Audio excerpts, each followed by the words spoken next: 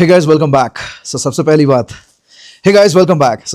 बात आप देख लो कि भाई हम कितना डिग्री सेंटीग्रेड में है। So this is -14 degree. Yes, हम लोग काजा और ताबो ये एरिया में हैं, स्पीति वैली के रीजन में। भाई इतना ठंडा मैंने अपने लाइफ में कभी एक्सपीरियंस नहीं किया। मतलब कुछ भी कर लो ठंडा लगता है, रूम के अंदर भी ठंडा लगता है। सो रात को ये टेम्परेचर जो है -20 डिग्री तक चला गया था। अब जो है सुबह की 7:40 हो चुका है, फिर भी देखो -14 चल रहा है, बहुत ठंडा है। सो अब मुझे ये समझ में आया कि यार ये जो व्लॉग्स है ट्रिप की, ये थोड़ा टाइम लगेगा एडिट करके डालने के लिए, और यहाँ उतना भी इंटरनेट बहुत अच्छा नहीं है। सो मैंने सोचा ये वाली वीडियो कर लेते हैं पहले। So this is about royal Enfield Himalayan 450 versus the TVS Apache RTX 300। अब ये कंपैरिजन, जैसे टाइटल सुन के ही शायद बहुत सारे लोग बोलेंगे बोले भाई ये कोई कंपैरिजन है यार, हिमालयन कहीं और अपाचे कहीं और, price difference almost close to double से थोड़ा कम है, लेकिन वो है तो कोई कंपैरिजन है क्या। सो एक्चुअली मैं भी ये सोच रहा था, लेकिन बहुत सारे लोगों ने ये रिक्वेस्ट किया है कि कुछ लोगों का प्लान था हिमालयन के लिए, वो लोग होल्ड बैक किए हैं because of the Apache 300 RTX। So spec के हिसाब से देखोगे बहुत ज़्यादा डिफरेंस है, डेफिनेटली पावर, टॉर्क, मेन खास करके torque, because Himalayan is known for its torque.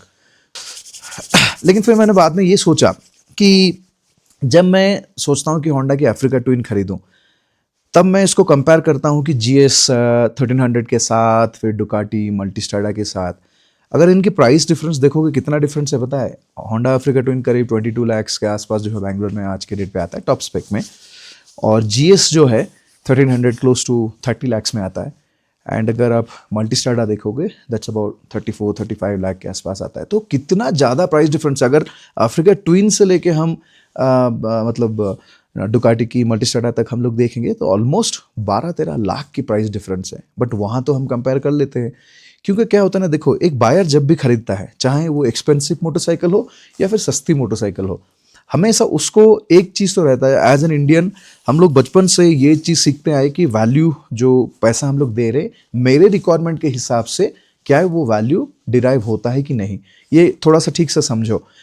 अगर कोई पूछ रहा है कि मैं हिमालयन लूँ या 300 RTX लूँ, इसका मतलब ये है कि वो अपने रिक्वायरमेंट के हिसाब से कंपैरिजन चाहता है कि इनमें से कौन सी बाइक मेरे लिए सही रहेगा। नॉट दैट कि भाई प्राइस पॉइंट पे या इस पे उस पे। ऐसे भी लोग हैं जो पूछते हैं कि क्या मैं NX 500 लूँ या हिमालयन लूँ। वहाँ पे भी वो कंपैरिजन जब होता तब भी लोग बोलने लगा रहे यार प्राइस तो डबल है, कैसे कंपेयर करते हो। लेकिन पॉइंट क्या है, कुछ लोगों को ओनली प्राइस समझ में आता है और कुछ लोगों को ओनली परफॉर्मेंस समझ में आता है, और कुछ लोगों को अपने रिक्वायरमेंट के हिसाब से। नो डाउट कि एक बाइक में बहुत ज़्यादा परफॉर्मेंस होगा, लेकिन क्या वो परफॉर्मेंस उसको चाहिए नहीं चाहिए, वो है डिफरेंस। तो उसके लिए लोग जो है कंफ्यूज होते हैं, और इसमें कोई गलती नहीं है। क्योंकि देखो, आप एक मोटरसाइकिल खरीदना चाहते हो, ऑब्वियसली आपका एक प्लान रहेगा कि आप 3 साल 4 साल 5 साल, या कुछ लोग इवन 8-10 साल भी रख देते हैं, उतना दिनों के बाद जो है मोटरसाइकिल चेंज करते हैं। तो जब वो लेते हैं, अच्छी तरह से जान के लेना बहुत सही है। कभी कभी ऐसा लगता भी है कि यार मैंने एक एक्सपेंसिव चीज़ खरीद तो लिया, लेकिन मेरे पर्पस के लिए शायद वो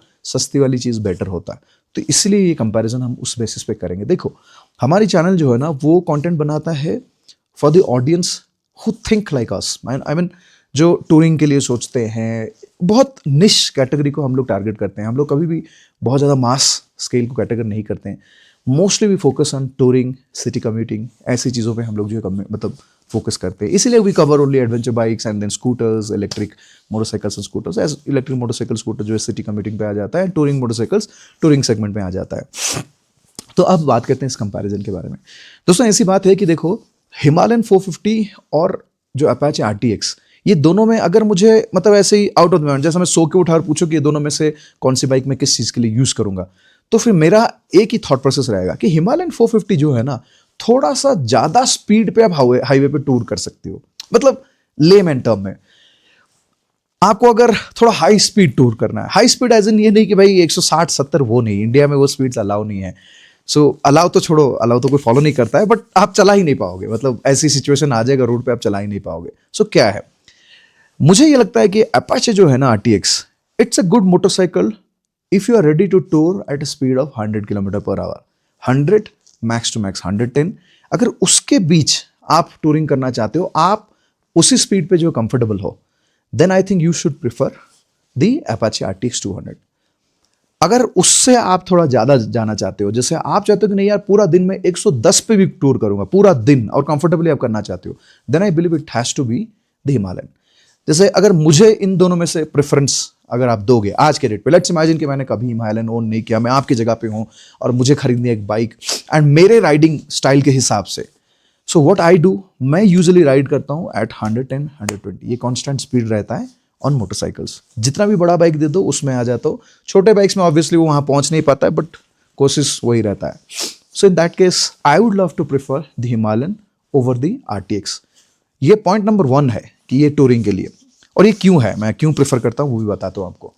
देखो हिमालयन की एडवांटेज और डिसएडवांटेज दोनों है, इसकी weight, it's a heavy motorcycle.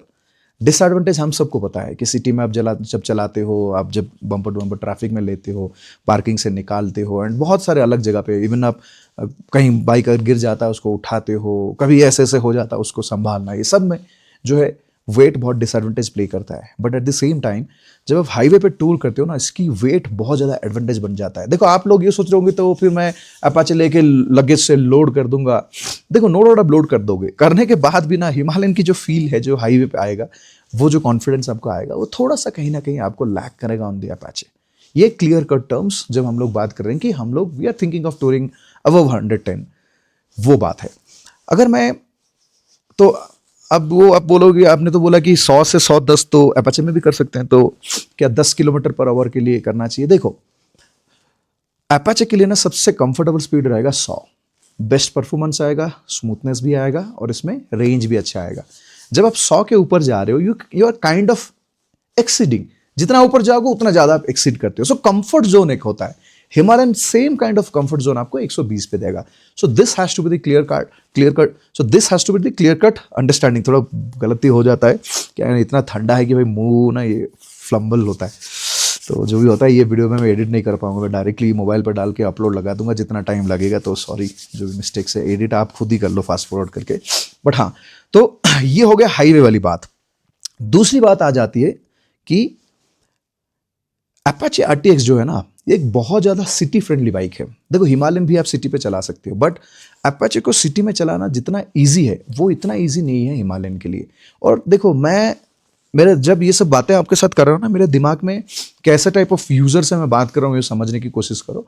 So I am just thinking कि आप लोग जो है ऑलरेडी कोई 150-200 सीसी की मोटरसाइकिल चला रहे हो and you are now trying to upgrade to either the RTX और द हिमालयन। तो मेरे हिसाब से आप वैसे ही राइडर हो जिनके लिए हिमालयन थोड़ा हैवी फील हो सकता है सिटी के लिए, बम्पर टू बम्पर ट्रैफिक में चलाने के लिए हैवी क्लच के साथ आता है, इंजन हीट कंपैरेटिवली मुझे फील होता है कि हिमालयन में थोड़ा ज़्यादा है कंपेयर टू द RTX में भी इंजन हीट होता है बट होता है।